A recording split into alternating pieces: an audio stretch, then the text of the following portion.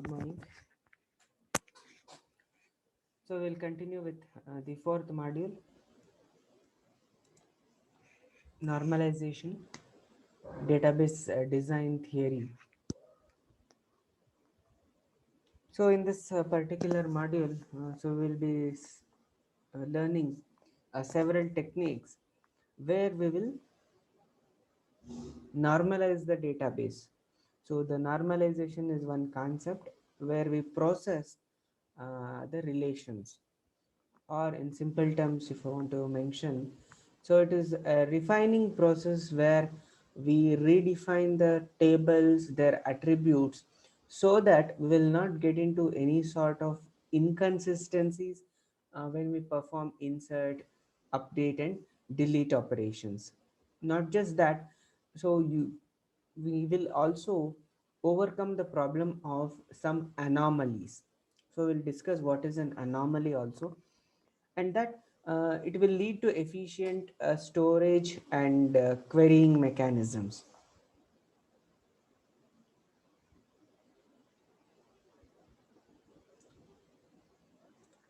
So in this particular module, we will be studying the informal guidelines for relational databases. So informal guidelines means they are not technical or straight away formula based mechanisms where we can design the database. Then we'll come up with the concept of functional dependency. Then different normal forms we will study. The various normal forms we have is 1NF, 2NF, 3NF, BCNF, 4NF, and 5NF. NF stands for normal form. So we have five normal forms. Along with that, we have one more, that is BCNF. So the full form of BCNF is Boyce code normal form. So we'll discuss these six normal form rules. Then the various inference rules mechanisms based on the functional dependencies. We will study the properties of decompositions. At last, we will be studying the several algorithms for designing the schema. So here in this particular module, we will be concentrating on schema design. Schema design means the for a given database, we will have to decide about the tables, their attributes, and the relationships, and which should become the primary key. So all those things is part of schema design. So we'll look into the informal design guideline. So these are the guideline means the rules are the standards that we must follow in order to design a relational database. So this indicates what is a good database design. What makes a database design good? So here the database design is nothing but just like the foundation for a building. So just like the strongest building depends on a strongest foundation, the same way the database depends on the database design. So what we do is the grouping of attributes to form a good relational schema we have to decide. So again, two levels of relational schema will be there. One is the logical level where the user sees it, and the storage level. So storage level is also called as a base level relation. So the database design mainly deals with base relations, means with regard to how they are stored. And we'll also decide what is the criteria for a good database design. So when will we say a design is poor or a design is good? So that depends on how consistent it is, whether it follows the functional dependency, whether it follows the normal forms, whether it follows the existence of anomalies. Based on that, we will decide whether a design is good or poor. So we'll discuss the informal guidelines for these things based on the normal forms. So the first guideline that we will be discussing would be each tuple in a relation should represent one entity or a relationship instance. So, which means whenever we are creating a table, that table should contain only one entity. Which means if we are storing employee, department, and project information, those three has to be different. We should not mix the employee information and the department information in a single table. So instead, what we have to do is we have to divide it into respective tables, then establish a relationship. So in order to establish a relationship, so we'll be using the foreign keys. So each entity and a relationship attribute should be kept apart.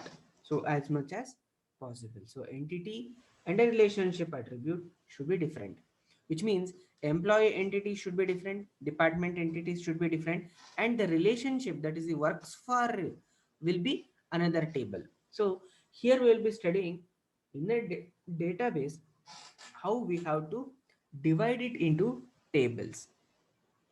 So which is a better division of a table?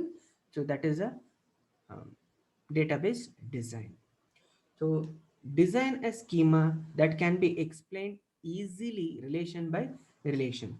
The semantics of the attributes should be easy to interpret. So the informal guidelines include making sure that semantics of the attributes is clear in the schema, reducing the redundant information in the tuples. Redundant information means same information is repeated multiple times, and reducing the possible null values in the tuples, then disallowing the possibility of generating spurious tuples. So we should also study this particular concept, that is a spurious tuple. So these measures are not always independent of one another, they are interrelated.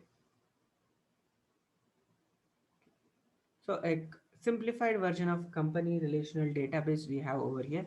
So for this particular discussion, we'll be reducing the number of attributes. So employee is having a name, SSN, birth date, address, and department number. So PK stands for primary key and FK stands for foreign key. So in the department table, department name is present, department number is the primary key, and manager SSN is the foreign key referring to a employee. So similarly, department location that contains department number and department location, both together form the primary key. Project, project number, project name, location, and the department number, where project number is the primary key and department number is the foreign key. Works on is a relationship between an employee and a department. It contains SSN, project number, and hours. Works on, it is on the relationship between an employee and a project. So particular employee works on this particular project for how many hours. So here together SSN and project number is the primary key. So this is a simplified version of company relational schema which we will be discussing.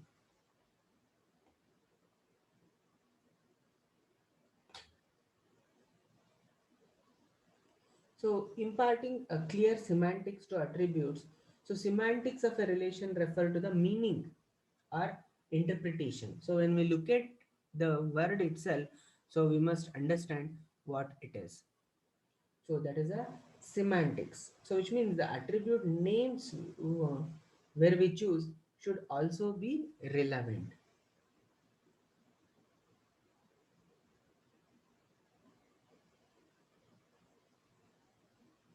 So we must design a relational schema so it is easy to explain its meaning. So we should not combine the attributes from multiple entity types and relationship types into a single relation. Suppose if you want to store the employee and department information, department name and department location, we should not store in the employer table itself. So instead, we will just mention the department number and all other information about that particular department will be present in another table. So that is the first guideline. The second guideline that has to be followed is redundant information in tuples and update anomalies. Redundant information means same information being present at multiple locations. So this arises when we mix the attributes of multiple entities, and it will cause a problem. Again, when we store the same information multiple times, so it will again lead to wastage of storage. So the problems will also arise with the update anomalies, include insertion anomaly, deletion anomaly, and modification anomaly. So what is an anomaly? So we shall discuss it. So redundant information should not be stored. Okay. So consider this particular relational example, so which is leading to a anomaly. So an anomaly is a situation where the database state will be an inconsistent one. So consider this employee and project. So here what happens? So in the employee project, we are storing employee number, project number, employee name, project name, and number of hours. So all the information about the employee and the project, if we store together, if we store in a single table, so what are the problems that arises? So it is, for example, if we are changing the project name or from billing to customer accounting. Suppose assume we have a table like this and we have the data. Now what happens? The company decides that the project name should be modified. So billing has to be changed to customer accounting. So this change has to be done in the project name. Of which project? Of P1. So now suppose, let us imagine there are 100 employees are working on the P1 project, right? So let us mention like this. 101 employee working on P1. So employee name, project name, number of hours. Like this, we have 100 employees working on P1 only. And if we want to change the name of this project, what we have to do? We have to put the update command. So since 100 employees are present working on this particular project, the project name attribute here, let us assume this is the project name. Billing, it is present how many times? 100 times. So in all these 100 places, we have to change the name, right? So this problem of changing the project names at 100 places is called as update anomaly. Okay. So anomaly is an unwarranted situation where the number of queries gets increased. So what happens when we have 100 employees? 100 times we have to put the update command, or at 100 places in the final storage structure, 100 times it has to be replaced. So how to avoid it? So the best way to avoid it is to separate the employee and project informations.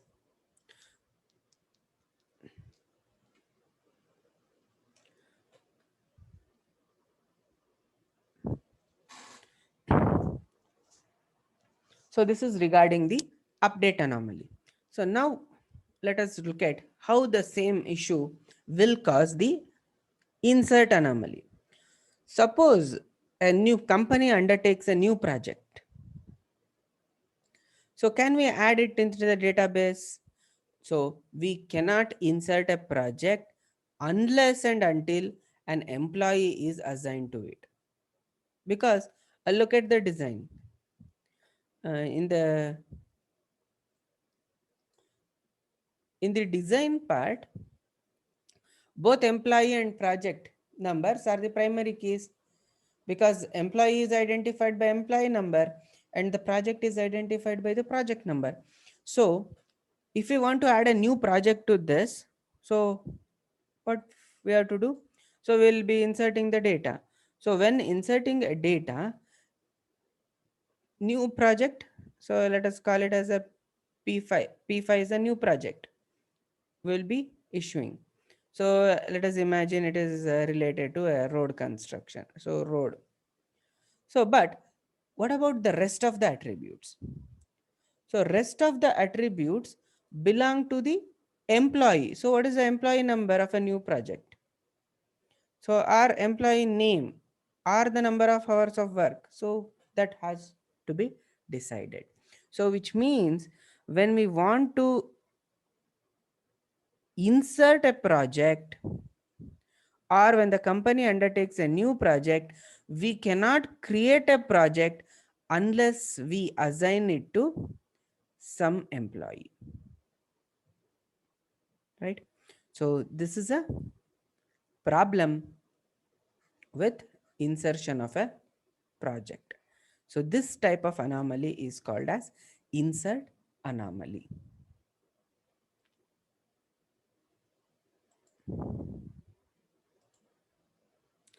So similarly, we have a deletion anomaly. So if a project is deleted, so what happens? So it will delete all the employees who work on that particular project. Alternatively, if an employee is deleted and that particular employee is the only employee who is working on the project, then the project is also gets deleted from the database. So we'll lose the project information also. Okay.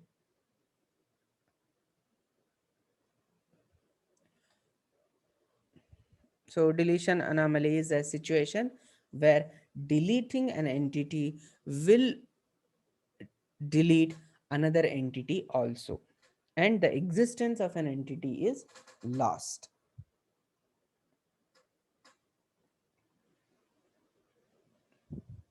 So in this same example, so let us assume only one employee is there in any project. Then if we delete the employee, project also gets deleted. If a project is deleted, then all the employees working on that project gets deleted if we use this particular table. So that mechanism is called as delete anomaly. So next, let us look at the two relational schemas suffering from update anomalies. So here is another example of a schema. Similarly, if we combine employee and department information like this, so we have employee, SSN, birth date, address, department number, department name, manager. So both the things are stored in a single table. So when we discuss about the database or in the any laboratory experiment, so you may feel that why we are dividing entire thing into five or more number of tables. Why can't we store everything in a single table? So the answer is it will lead to anomaly. If we create a single table and store all the information in that, then it will lead to update anomaly, insert anomaly, and delete anomaly. So that is a anomaly is nothing but a problematic situation. So here, if we come, what would have happened if we combine employee and department tables, which means the information about the employee and the department we will be storing at a same place. So then what happens? So we have employee, SSN, birth date, address, department number, department name, and manager SSN. So all the things are joined together. So employee name, birth date, address, and department number that depends on SSN, whereas department name and manager SSN depends on department number. So in this situation also, if a department name has to be changed, then it has to be changed in all the employees working on the particular department. So it will lead to update anomaly. Then if we want to insert a new department, so we cannot add unless we assign an employee to it. Or if we want to add a new employee, we cannot add an employee unless he is assigned to some department. So that will lead to insertion anomaly. Now similarly deletion. If an employee is deleted and he happens to be only employee in that particular department, then department also gets deleted. If two employees are working on in the same department, then if we delete one employee, still another employee will be there in the department, so that in that somewhere in the database we will have a department information. But if only one employee is present, deleting a particular employee will delete the department also. Then if we delete any department, then all the employees will be deleted. So, but our intention is not to delete any employees when we delete the department, or vice versa. Another example is the employee project. So, which uh, if we combine these two also, then so SSN, project number, hours, employee name, project location. So both employee name and project information it is included. Again, this will also suffer from anomalies. So remember, when two entities are combined in a single table, it will have the anomaly. So the best way is to how to avoid anomaly. So in order to avoid the anomaly, we will create separate tables for each entity.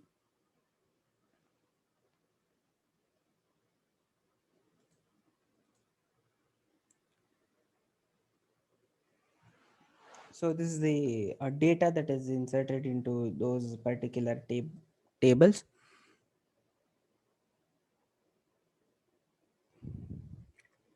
So the second guideline that we want to guideline to redundant information in tuple and update anomalies is design a schema that doesn't suffer from insertion, deletion, and update anomalies. So, if there are any present, then note them so that the application can be made to take them into account. So, if first, as a database designer, we have to try to identify whether anomalies exist. So, if anomalies exist, so we have to refine the database. But still, there may be some anomaly that is present that cannot be handled at the lower end. Then it is the responsibility of the application to handle it, not the database side, but the middle tier. So the next guideline is null values in tuples. So relations should be designed such that their tuple will have very few null values as possible. So attributes that are null frequently could be placed in a separate relation with a primary key. So then attribute, most of them will have a null value. So those kind of attributes, so we can push them to another table, create a separate table for that those attributes, and then have a primary key and link it. So the reason for having a null value in a database is the attribute is not applicable to the entity, attribute value is unknown, and value is known to exist but unavailable. So in these situations, we'll have null attributes. So for example, in our employee table, uh, if we store the information about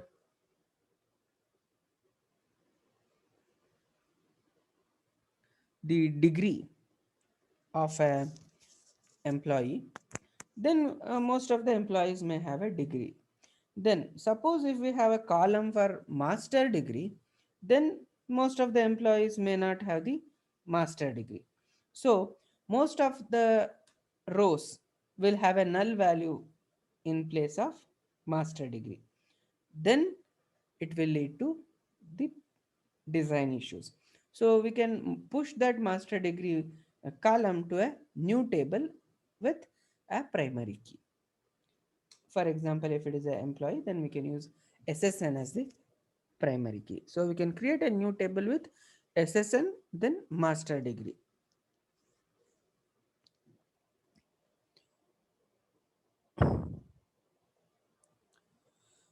So next, we shall look at the concept of spurious tuples. So poor database design may lead to spurious tuples. So this spurious tuple, it is formed when we join the tables. So bad design of a relational database will result in erroneous results getting joined. So the lossless join property is used to guarantee meaningful results for join operation. So when we join two tables, we must make sure that the joined row, whatever is present, that is legal one. So if it is unrelated, then it is, we call it as a spurious tuple. So the relation should be designed to satisfy the lossless join condition.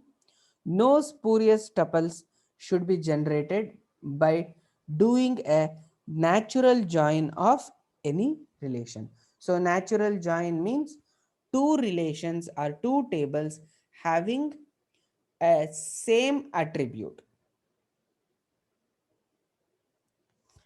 So there are two important properties of decomposition. So decomposition means dividing a table. So non-additive or losslessness of the corresponding join, and preservation of functional dependency. So we shall study what is functional dependency later. So note that the first property is very important and cannot be sacrificed. And the second property can be less stringent and may be sacrificed. So non-additive or losslessness means of a join means when we join the tables, no information should be lost.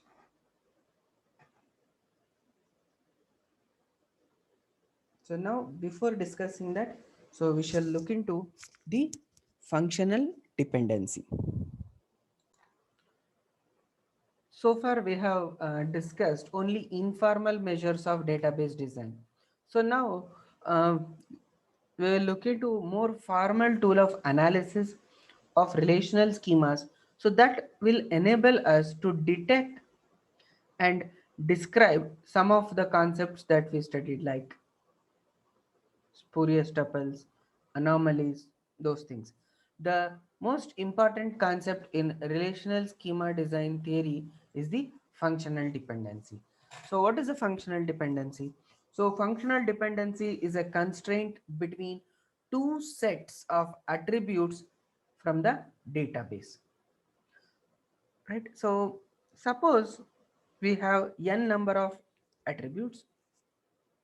So, let us consider our particular relation is having n attributes. So let us call them as a1, a2 till an. So these are the attributes in our relation. Then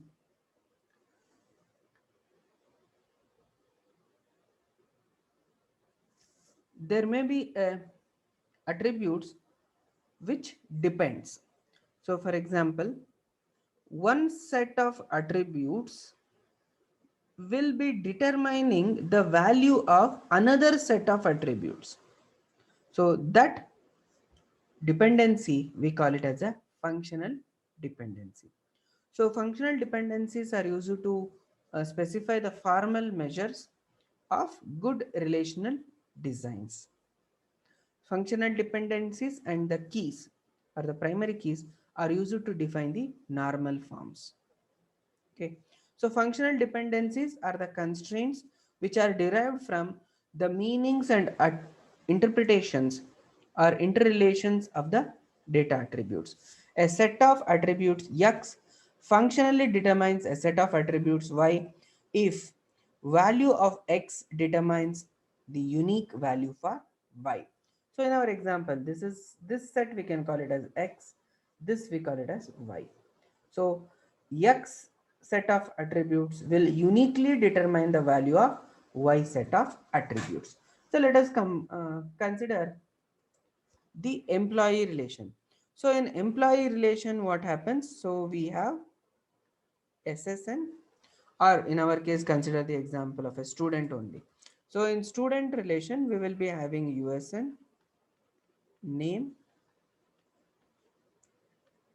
semester, and section.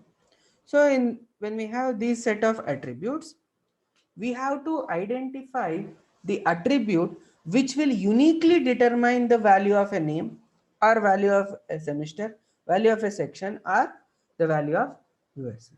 And such attributes is always the primary key, that is the USN. So USN will uniquely determine the value of name, semester, and section. If USN changes, then there is all probability, and with utmost thing, the name, semester, and section also changes. Or we can say USN is enough for us to determine the corresponding name, semester, and section, right? So that is why USN is the primary key, and these primary keys will uniquely determine the rest of the attributes of a relation. So let us assume the reverse. So what would have happened if we consider the section as the one which functionally determines a student? So if I know the section, A section, so let us imagine, so if I just know the section A, can I determine the student?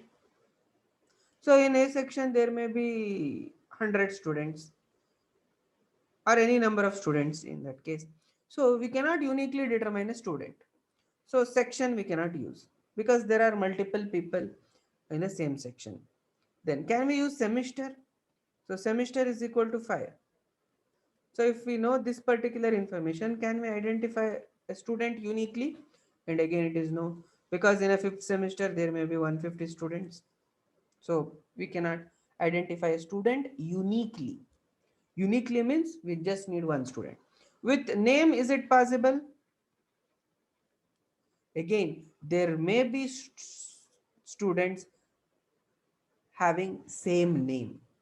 So in that case, also we may not able to get one single student, because some names are repeated in the same section. 3 4 students will be having same name. So we cannot uniquely identify a student based on name. But based on USN, can we identify a student uniquely? So the answer is yes. If we know the USN, then it indicates a particular student, which means this USN will uniquely determine the values of name, semester, and section. So, and this concept we call it as functional dependency. So, we will indicate it using the symbols like this: USN followed by arrow mark, name. This is one functional dependency. That is, USN uniquely determines name.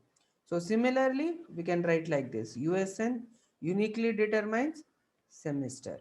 USN uniquely determines section. So like this. So one attribute, another attribute on the other side, and an arrow mark in between. So this is the functional dependency. So this concept is nothing but this one, functional dependency. And name we say is functionally dependent on USN. Semester is functionally dependent on USN. Section functionally dependent on USN, like that.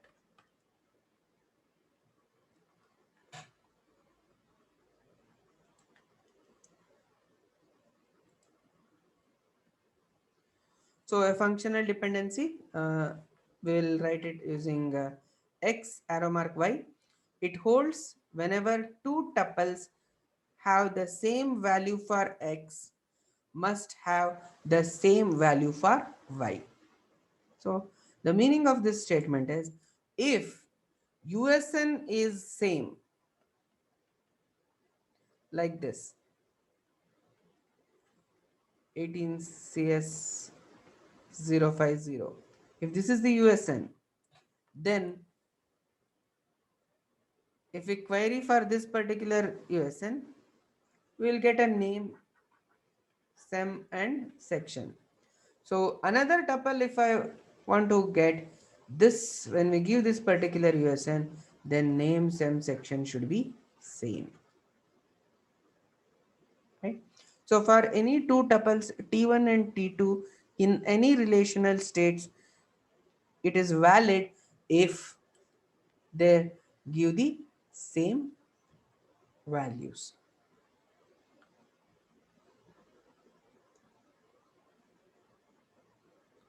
So functional dependencies are derived from real world constraints on the attribute. So how we are deciding the functional dependencies? So it is based on the real world condition.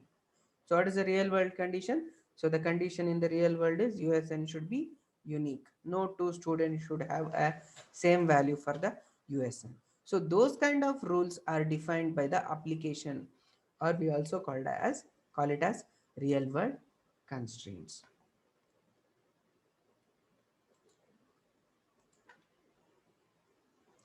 So now let us come back to our same example of employee or company database.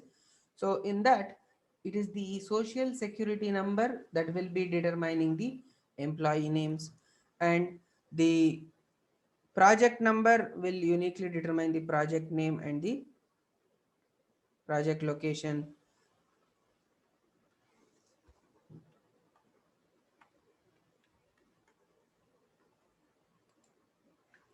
and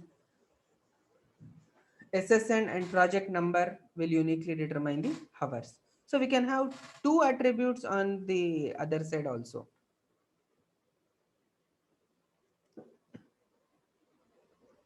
So this is also done.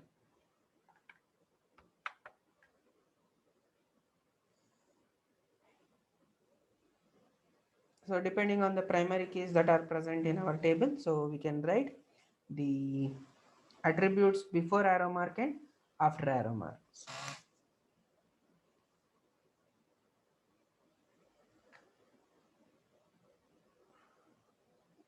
So and functional dependency is a property of attributes in a relational schema. The constraint is that the functional dependency must hold in every relational instances or in every state of the database.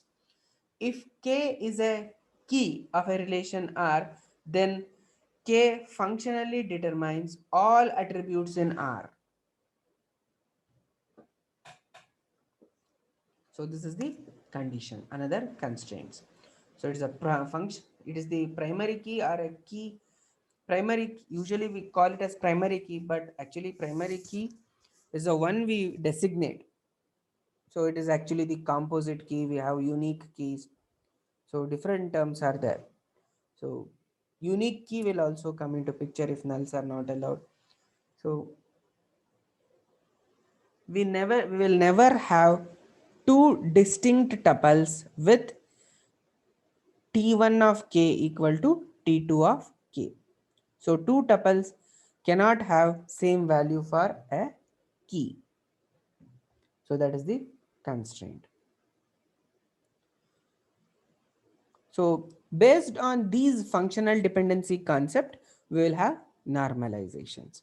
So in next class, so we shall discuss normalization of relations, how to use them, and first, second, and third normal forms. So you can put the attendance in the chat window, and we'll continue with normal forms in next class.